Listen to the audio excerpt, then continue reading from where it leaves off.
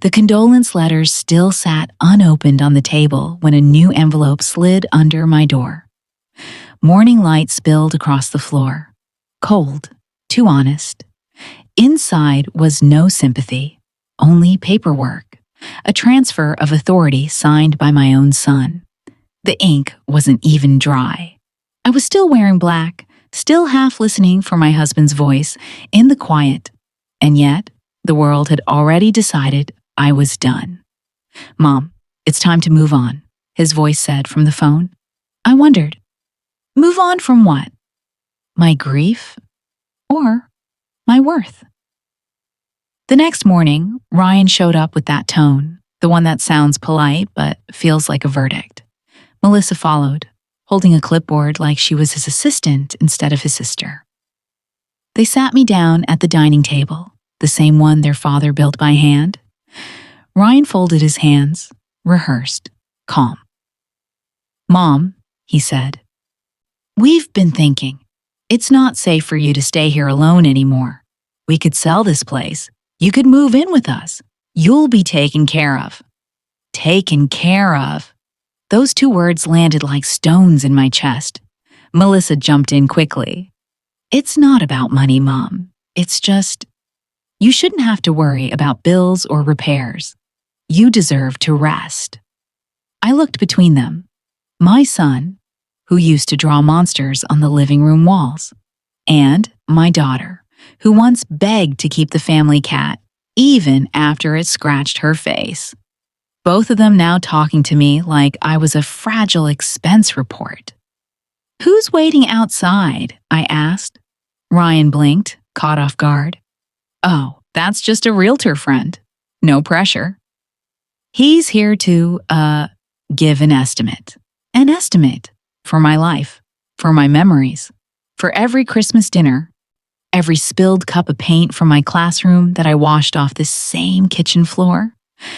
I asked quietly, "If your father were still alive, would you still be doing this?" No one said a word. Melissa looked down. Ryan checked his watch.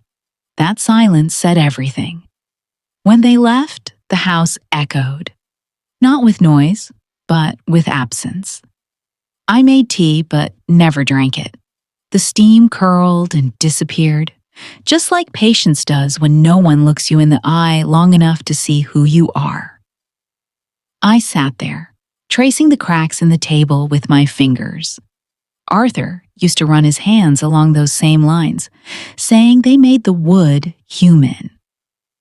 I guess even furniture gets to age with dignity. Maybe that's what hurt the most, that they weren't cruel. They were kind in that efficient, modern way.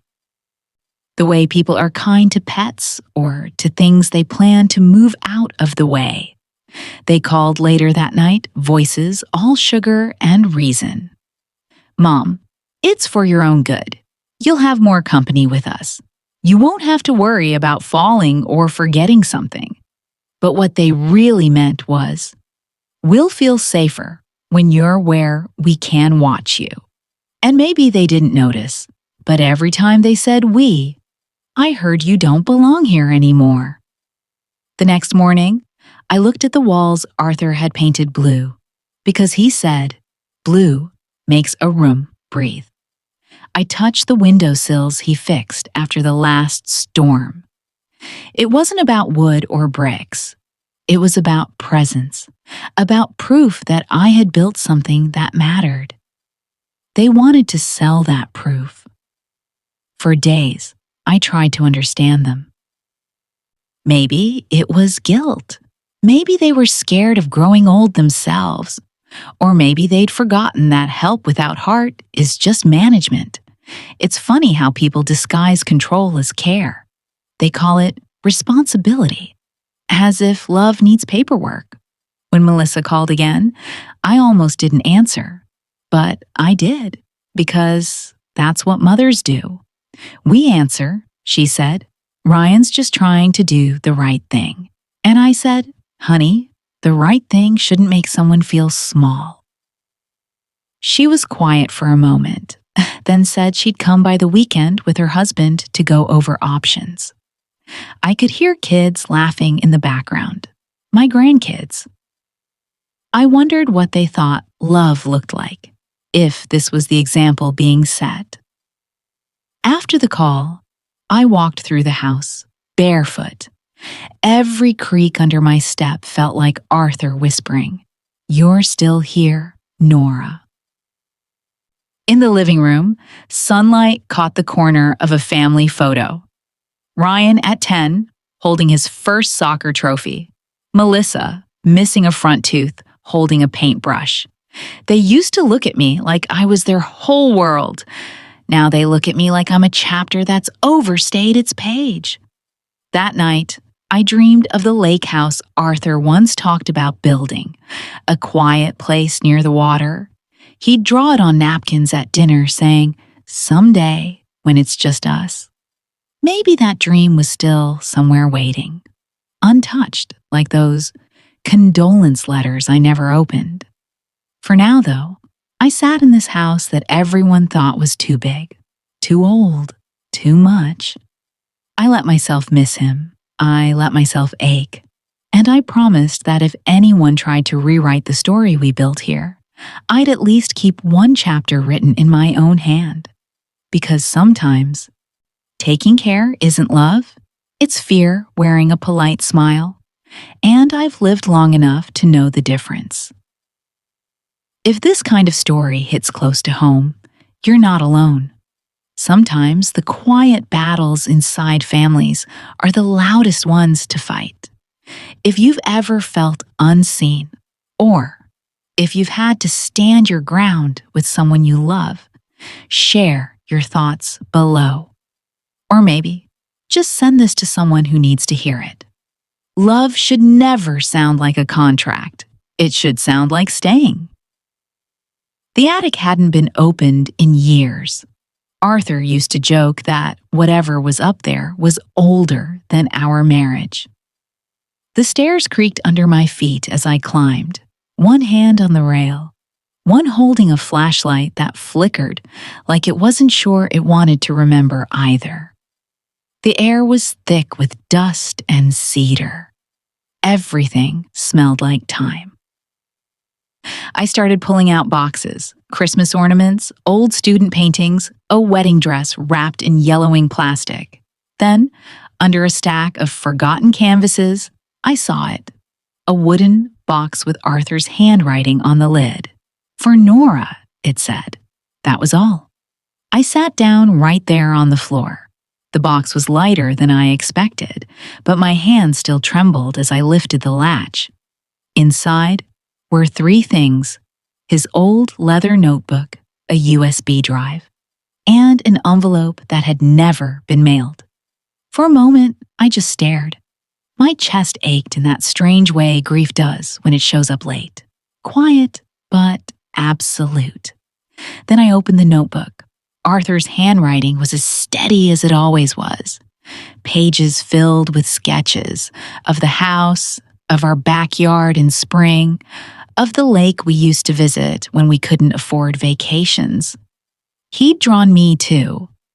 Sitting by the kitchen window with my coffee, the same mug still sitting downstairs now.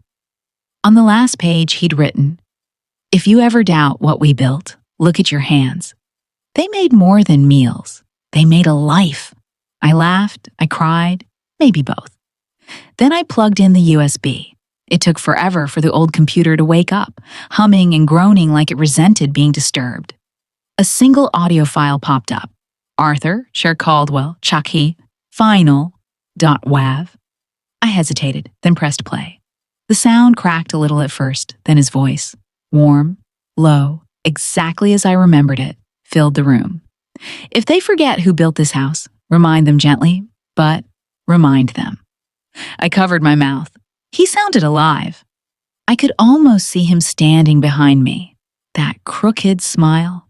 That way, he used to rest his hand on my shoulder when I painted.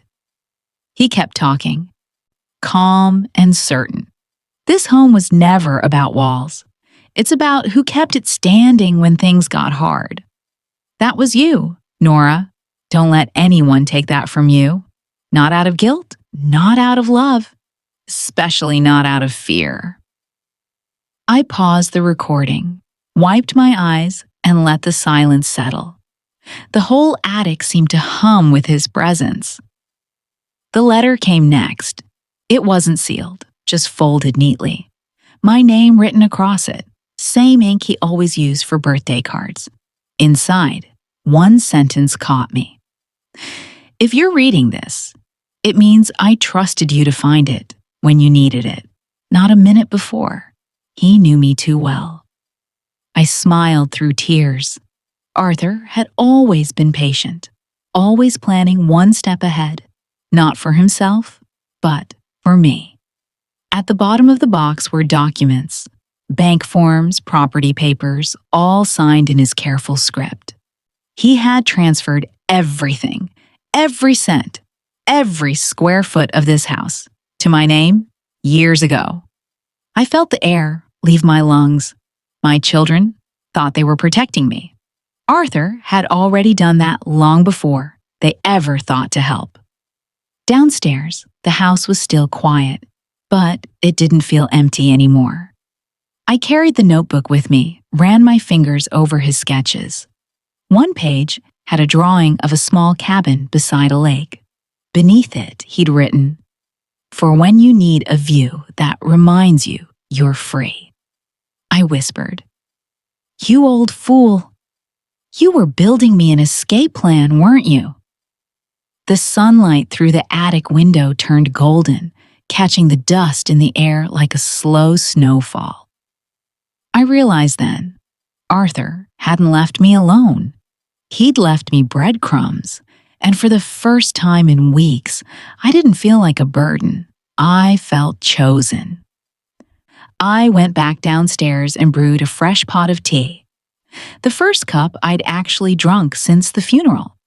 I placed the notebook on the table beside the untouched letters of condolence and smiled softly. The steam rose in the same way it always had. But it didn't make me sad this time. Arthur once told me that art was just memory, trying to stay alive. Maybe that's what this was. A memory, trying to keep me standing. I played the recording again, this time on speaker. His voice filled the kitchen, echoing off the walls he had painted, the ones our children wanted to sell. Remind them gently, but remind them. I whispered back, "I will." And for the first time, I meant it. That afternoon, there was a knock at the door. A soft, rhythmic one, polite, patient, familiar. I opened it to see Mrs. Lee, my neighbor from across the street, holding a basket covered with a checkered towel. "I made red bean buns," she said, smiling the way only someone who's lived long enough to recognize sadness without needing to ask about it can. "Come in," I said, surprised at how lonely my voice sounded. The house still smelled faintly of dust and old wood polish. She set the basket down on the table, pulled out 2 buns, and, without waiting for an answer, started pouring tea from my pot. "You've lost weight," she said, glancing around, "and your curtains look like they've lost hope." That made me laugh, the first real laugh in weeks. She sat across from me, her eyes warm but sharp. "Your children came by last week," she said, matter-of-factly. "They asked if I thought you'd be comfortable living somewhere else. I told them no one's ever comfortable when they're treated like luggage." Her words hit deeper than I expected. I nodded slowly, fighting that sting behind my eyes. I told her about Ryan and Melissa, about the real estate agent waiting in the driveway, about Arthur's voice I'd found in that old recording. Mrs. Lee listened without interrupting, hands wrapped around her teacup, just nodding. When I finished, she sighed and said, "In my culture, we don't sell the house that remembers us. We keep it, so we don't forget who we are." The room went quiet. Then she added, half smiling, But Americans, you love a fresh start. She made little air quotes and shook her head. My son tried that once. Wanted to put me in a condo near the city. I told him if he does that, I'll send him a bill for every diaper I changed, and every night I stayed up when he was sick. 40 years of invoices. He changed his mind. I laughed again, harder this time. Maybe I should have thought of that. Mrs. Lee grinned. You still can. You're not done, Nora. You're just between chapters. She asked to see Arthur's notebook, and I hesitated. It still felt sacred, private. But something about her presence, the way she didn't rush me, the way she made silence feel like company, made me hand it over. She turned the pages gently, pausing at a sketch of the lake house. This one, she said softly. He drew this for you? I nodded. He used to talk about it. Said when we were older, we'd find a quiet spot near Lake Michigan, a place where we could breathe again. Mrs. Lee traced the lines with her finger. It looks peaceful. Like he was thinking of you while he drew it. He always was, I whispered. We sat there for a long time. Two women from different worlds, connected by the same ache of loving too deeply and losing too much. She finally looked up and said, Maybe he wasn't just dreaming, you know. Maybe he left you something to find when you were ready. Her words lingered. Maybe he had. Maybe that cabin wasn't just a drawing, but a map, a promise, a reminder that life didn't stop just because he wasn't here to share it. Mrs. Lee reached over and squeezed my hand. You're stronger than they think. Don't let anyone confuse care with control. They're not the same. I smiled faintly. You sound like you've given that speech before. She shrugged. Oh, I've lived it. My daughter once told me I was too old to travel alone. I told her, fine, then I'll take 2 trips. She winked. That made me laugh again. That easy, belly-deep kind of laugh that sneaks up on you. For the first time since the funeral, the house didn't feel like it was swallowing me whole. We spent the rest of the afternoon at the kitchen table, the sun shifting through the blinds. She told stories about moving from Seoul in the 70s, about her late husband who never learned English but somehow managed to argue with every neighbor on the block. I told her about Arthur, how he loved jazz, how he hated store-bought pie crusts, how he could fix anything but never managed to fix his own health. It felt good to talk about him without crying. Before she left, Mrs. Lee took my hands and said, You know, Nora, when people forget your worth, it doesn't mean you've lost it. It just means they stopped looking. So remind them. But gently. Her words echoed Arthur's recording almost perfectly. I stood there frozen, the hair on my arms rising. Maybe she didn't even realize what she'd said. Or maybe she did. She turned toward the door, then stopped. By the way, she said, tapping the basket she'd brought, I'll come by tomorrow with something better than red bean buns. Maybe cinnamon rolls. They're good for courage. I chuckled. Do I need courage for something? She looked back at me with that knowing smile. We all do, dear, especially when we're about to take our lives back. After she left, I sat there for a while, the notebook still open to the sketch of that cabin by the lake. I traced the roofline with my finger the same way she had. Maybe it was time to see if it was real, to find out whether Arthur's dream had been waiting all along, just like his message. The late light poured in, warm and golden. For the first time in a long while, I felt seen. Not managed, not pitied, seen. And somehow, that tiny shift changed everything. The table was set the way Arthur used to like it. Candles, soft music, the good plates we never used. I wanted it to look warm, familiar, safe. But underneath it all, the air felt different, charged, like the calm before a storm you already know is coming. Ryan and Melissa arrived right on time. He was in one of his tailored suits, still smelling faintly of aftershave and ambition. Melissa held a bottle of wine she probably didn't even like. They smiled, those polite, careful smiles people wear when they're about to do something selfish, but want to seem kind, doing it. "Mom," Ryan said, "we thought it'd be nice to have dinner. Just us." "Just us?" I smiled back. "Of course. Though, we won't be entirely alone." His brow furrowed right as Mrs. Lee appeared from the kitchen, holding a tray of bread rolls.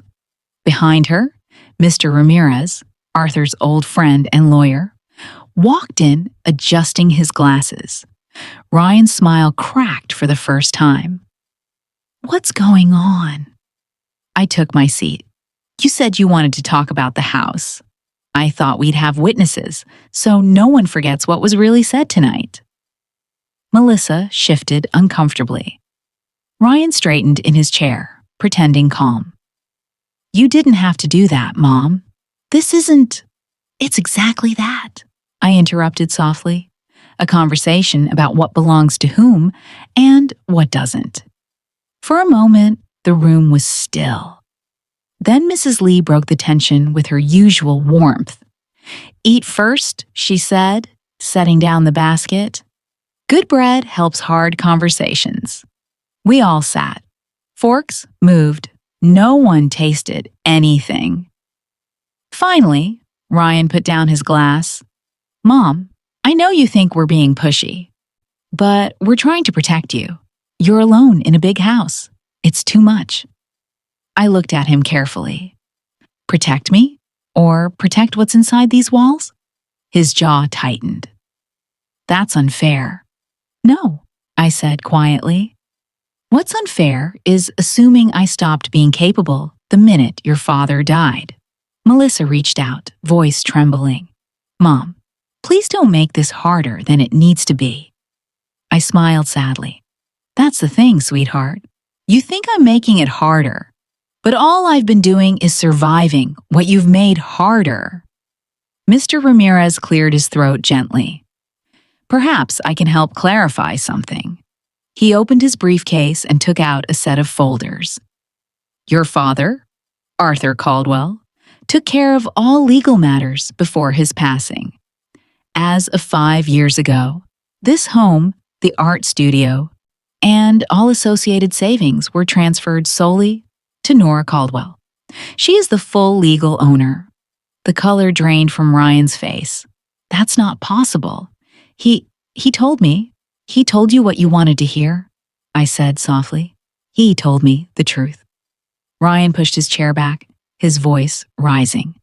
"So this is what this dinner was about? A setup? You planned this?" I looked at him calmly. "No, your father did. Because he knew I wouldn't believe I deserved it otherwise." Melissa burst into tears. "Oh my God!" She stood up and walked to the window, wiping her face. "We didn't mean to hurt you, Mom. We thought we were helping." "By selling my life behind my back?" I asked gently. "By treating grief like a weakness?" Mrs. Lee spoke up then, voice steady as steel. "You both talk so much about helping, but help without respect is just control. And control has no love in it." Ryan slammed his hand on the table. "You have no idea what it's like trying to take care of everything while you—" "Stop shouting," Mrs. Lee snapped, standing now. "You're in another woman's home. Learn to speak as if you remember that." The silence that followed was heavy, almost holy. Ryan looked away first. Mr. Ramirez closed his briefcase, clearing his throat again. "Your father once told me this day might come," he said. If my children forget what family means, make sure my wife reminds them. Gently, if she can. He smiled at me kindly. I charged him half price for that promise. It made me laugh, small and shaky, but real. Even Melissa let out a teary chuckle. Ryan just sat there, looking lost. His voice dropped. "So what now, Mom?" "Now," I said softly, "we eat. And when we're done, you go home and think about the difference between love and ownership." He didn't answer. For once, he didn't have a plan. I reached across the table, resting my hand near his. "Ryan, you said you wanted to look out for me. I understand that. But I need you to hear this. I'm not fragile. I'm just done being managed." He stared at me, eyes red. "You really think I've become that person? Someone who'd use you?" I sighed. "I think grief changes people. And I think money shows us who we were all along." He didn't look at me after that, but when he finally stood, his voice was quieter. "I'll call you tomorrow." "Good," I said, "but not to talk about the house." He nodded, took his coat, and left. Melissa stayed for a moment longer. She hugged me tightly, whispering, "I'm sorry, Mom." Then she walked out into the night after him. When the door closed, Mrs. Lee exhaled. "Well," she said, picking up her teacup, "that went better than my son's first divorce." I couldn't help but laugh. "You really do know how to find the silver lining, don't you?" She smiled. "Honey, at our age, the silver lining's all we've got." Mr. Ramirez raised his cup, too. "To Arthur," he said softly. I lifted mine. "To Arthur, and to the reminder that love isn't something you sign away."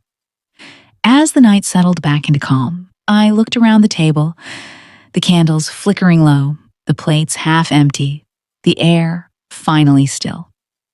Justice didn't come loud or violent that night. It came quiet, steady, like my husband's voice whispering from the walls. Remind them gently, but remind them. And I did. The morning after the dinner, the house felt quieter than it ever had. Not sad quiet, but the kind that comes after a storm, when everything broken has finally stopped pretending it isn't. I made myself a cup of coffee, walked around the kitchen, and realized I didn't owe anyone an explanation anymore. I sat at the old oak table and began writing. One letter for Ryan, one for Melissa. No anger, no guilt, just memory. I told them about the backyard summers when they were kids, the smell of Arthur's paint thinner mixing with barbecue smoke, how he used to hum Sinatra while fixing the fence. I reminded them that this home raised them, not to take, but to build. Then, at the bottom of each page, I wrote the same line. This house raised you. I'm going where I can still raise myself. I sealed the envelopes and slipped inside each one a small USB drive. The same recording Arthur left for me, his voice steady, calm. The voice that could still stop my heart from breaking even years later. I wanted them to hear him too. Maybe they'd finally listen to what love sounds like when it isn't trying to control anything. By noon, Mrs. Lee was at my door with her car keys dangling like wind chimes. "You're sure you're ready?" she asked. I looked around the living room, the paint chips, the echo in the hallway, the photo of Arthur leaning against the window frame. "Ready enough," I said. We drove north, past the city, past the suburbs that all looked the same, until the signs started naming lakes instead of exits. The world got quieter, the air cleaner. Every few miles, Mrs. Lee would hum something soft in Korean. It was strangely comforting, like having another heartbeat in the car. When we finally turned off onto the gravel road Arthur once drew in that sketchbook, My chest tightened. At the end of the path, half hidden by birch trees, stood a small wooden house, worn but real. I stepped out of the car. The wind smelled like pine and rain. There it was, his dream. Ours. The door creaked as I pushed it open. Inside, light spilled through wide windows, dancing over unfinished walls and a single easel by the window. A note, yellowed with time, was tacked to it. The handwriting was his, for Nora. When silence becomes too heavy, I covered my mouth. For a moment, I couldn't breathe. Mrs. Lee touched my shoulder. "He built this for you," she said softly. The tears came slow, not dramatic, just real. I walked around the small space, running my fingers over the rough wood, the half-painted beams. Arthur had gotten this far, almost finished. It was messy, imperfect, alive, just like us. I found the tiny kitchen, a sink with a rusted faucet, two mismatched mugs still wrapped in paper. He'd been planning this, not as an escape, but as a beginning I hadn't been ready for yet. Mrs. Lee looked out the window. "It's not finished," she said. "No," I smiled through tears. "But maybe that's the point." We spent the rest of the afternoon opening windows, sweeping dust, and lighting a fire that stubbornly refused to start. When it finally did, the crackle filled the whole room. For the first time in a long time, I didn't feel haunted. I felt accompanied. As the sun dipped low, painting the lake gold, I sat on the front steps with my hands wrapped around a mug of lukewarm tea. The silence wasn't heavy anymore. It was full of everything that had been said, and everything I no longer needed to explain. I thought about Ryan and Melissa reading those letters, hearing their father's voice again. I didn't know if it would change them. Maybe it wouldn't, but maybe that wasn't the point either. Arthur once told me, "Freedom isn't about running away, Nora. It's about standing somewhere new without apologizing for it." I think I finally understood. The wind picked up. A few leaves drifted across the porch. I laughed a little, the kind of laugh that comes right after tears. "You really did think of everything, didn't you?" I whispered. Mrs. Lee stepped outside, wrapped in a blanket. "It's peaceful here," she said. "It is," I replied. And loud, in a quiet way. She smiled. That's what healing sounds like. We sat together watching the lake until the fire dimmed and the stars began to scatter across the sky. And as I looked at that half-finished little house, the one he built just far enough for me to find, I realized something. You don't always get to finish the life you planned, but if you're lucky, you find a place to start again. And this time, you do it on your own terms. It was late afternoon when I saw the car pull up by the lake. A small silver sedan, dust from the gravel road curling around it like fog. I didn't get visitors out here, not since Mrs. Lee left for Korea last winter. So, when the door opened and a young woman stepped out, I had to blink twice before I recognized her. "Grandma?" Her voice cracked a little. Clara, Melissa's daughter.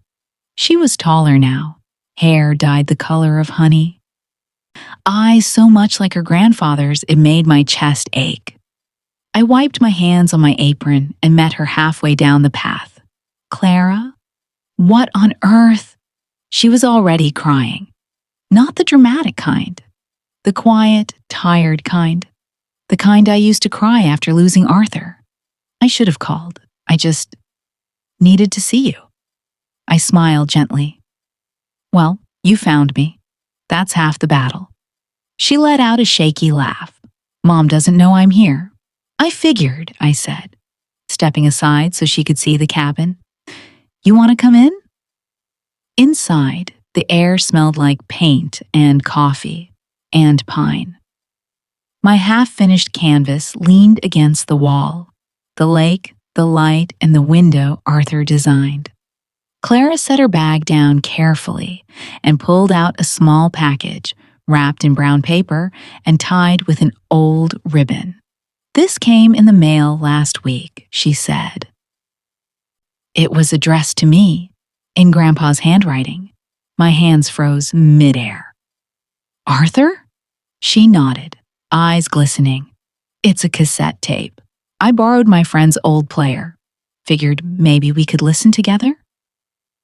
For a moment, I couldn't speak, just nodded. She plugged in the little player, the kind that clicked before the tape started spinning. Then that voice, his voice, filled the room. "Clara, if you're hearing this, you're probably taller now. Maybe braver too." Clara laughed softly through her tears. Arthur's voice went on, warm and steady, the way I remembered. "You once told me your grandma paints stories. You were right. She doesn't just paint what she sees. She paints what she forgives. When you grow up, don't forget to look at her paintings. They'll tell you everything you need to know about love." I couldn't breathe. I sat down on the couch, covering my mouth. It felt like time folded in on itself, like he was right there, standing in the doorway again, paint on his hands, smiling at us both. Clara pressed pause for a second. "Grandma," she whispered, "why did you stop painting?" I swallowed hard, because people stopped listening.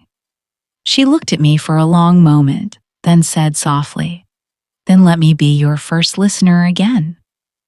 Something broke open inside me then, not from pain, but from release. I took her hand. "Okay," I said. "Then we'll start with this one." We turned toward the unfinished canvas. The sky was still blank, waiting. I handed her a smaller brush, the same kind Arthur once gave her when she was 5.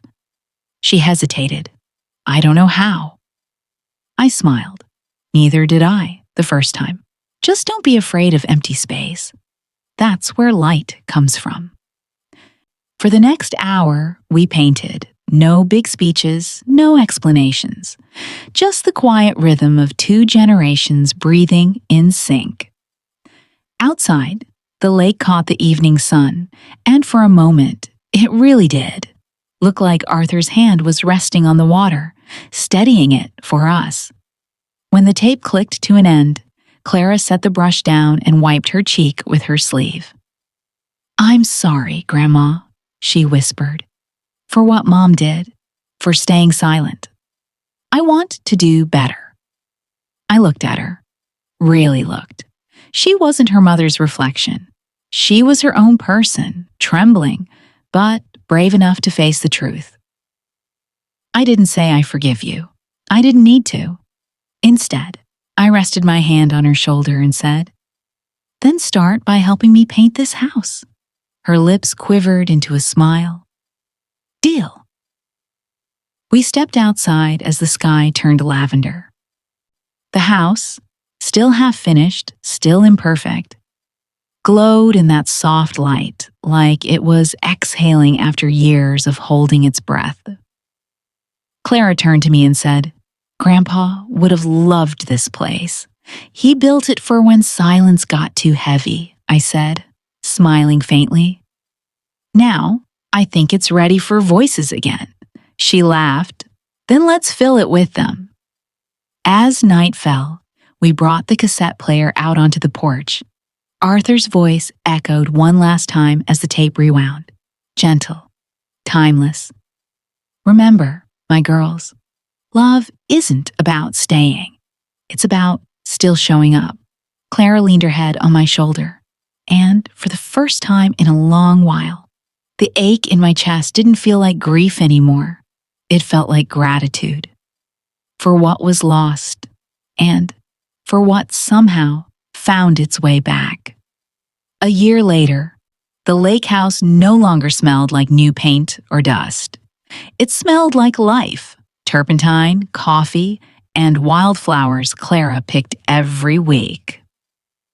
My studio window faced east, where the morning light spilled across the canvas I'd spent months finishing. The one Arthur started in his notebook years ago. The house by the lake. I hadn't planned to show it to anyone, but Clara said, "Grandma, it's not just your story anymore. It's ours." And she was right. So I said yes when the gallery in Chicago asked to host an exhibit. They called it Echoes of Home. The opening night came faster than I expected.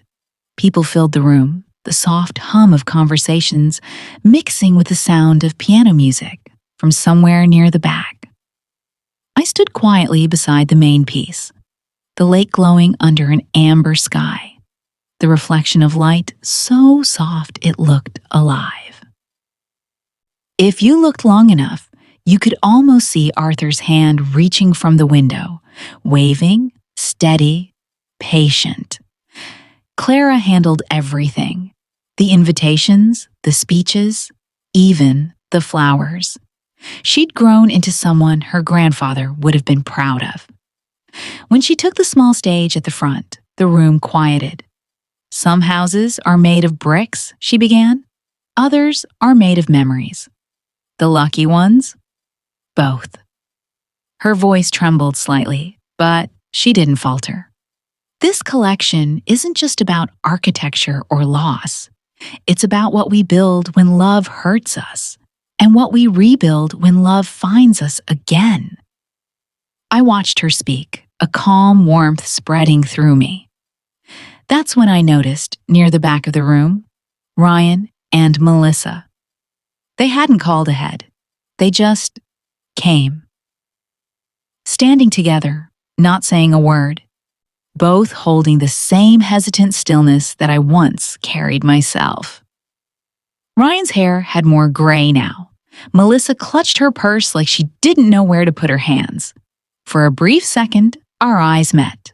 No anger, no apologies, just recognition. Like we were all finally breathing the same air again. When the crowd began to move toward the paintings, I pretended not to watch as they stopped at the guest book. Ryan picked up the pen, glanced at Melissa, and wrote something. They lingered a moment longer, then quietly left. Later, when the crowd thinned out, I walked to the table and read the note they'd left. "For Dad. We remember now." I didn't cry. I didn't need to. The ache I'd carried for so long didn't feel like a wound anymore, just a scar that had finally settled. After the last guest left, Clara turned off the lights, except for the one over my painting. "You ready, Grandma?" she asked. Almost. I took one last look. The brushstrokes shimmered under the glow. Golds, blues, and that impossible reflection in the water. It didn't feel like goodbye. It felt like continuation. We stepped outside together. The city night was cool, gentle. Across the street, a puddle reflected the gallery lights. Another kind of lake, smaller, but still catching the glow. Clara slipped her hand into mine. "Do you ever miss them? Before all this?" "Of course," I said. "But missing doesn't mean I want to go back. It just means some love outlives its form." She smiled. "That's beautiful." I laughed. "Your grandfather used to say something like that. I guess I'm just plagiarizing him now." She looked up at me. "He'd be proud of you." "I hope so," I whispered. Then, after a pause, "Actually, I think he is." We stood there for a while, the hum of the city fading into the background. I could feel the warmth of the light from the gallery spilling across the sidewalk behind us, the last echo of the evening. "I didn't lose my family," I said quietly, more to myself than to her. "I just changed what family means." She squeezed my hand. "And you built something better." I smiled, eyes fixed on the reflection of light dancing in the puddle. "Maybe," I said. Or maybe I just learned to stay with the part of them that was worth keeping. The sky dimmed to soft violet. Somewhere, the sound of laughter from another gallery drifted down the street. And, for the first time in years, I felt completely, peacefully present, standing between the past that shaped me and the future I'd finally chosen. You can't make people stay, I thought, but you can stay with the best parts of them, the light they leave behind. And sometimes, that's enough. If you've made it this far, maybe something in Nora's story hit close to home. Maybe you felt what she felt, the quiet kind of heartbreak that happens when the people you love forget how to love you right. When taking care of you starts to sound a lot like taking control of you. Maybe you've stood in a room you built with your own hands, a home, a family, a life, and realized no one remembered who laid the first brick. Maybe you've been told you're too old, too fragile, too much, too little, when all you ever were was enough. If that sounds like you, I hope this story reminded you of something. Love without respect isn't love. It's ownership dressed in good manners. And respect isn't about fear. It's about space. The kind of space that lets people stand tall beside you, not over you. Nora didn't fight to win. She fought to stay whole, to reclaim the quiet power of being seen again. And maybe that's what you deserve too. Not a battle, not revenge, just the peace of knowing you still belong to yourself. So if someone ever made you feel invisible in your own home, share this story. Share it not to shame them, but to remind yourself and anyone listening that dignity doesn't retire and love doesn't expire when you set boundaries. Because sometimes healing starts with one simple truth. You can't force anyone to stay, but you can choose to stay with the best parts of them, the parts that taught you strength, patience, and grace. If this story moved you, leave a comment. Tell me where it touched you most. And if you know someone who needs to hear it, send it their way, because love only means something when it walks hand in hand with respect.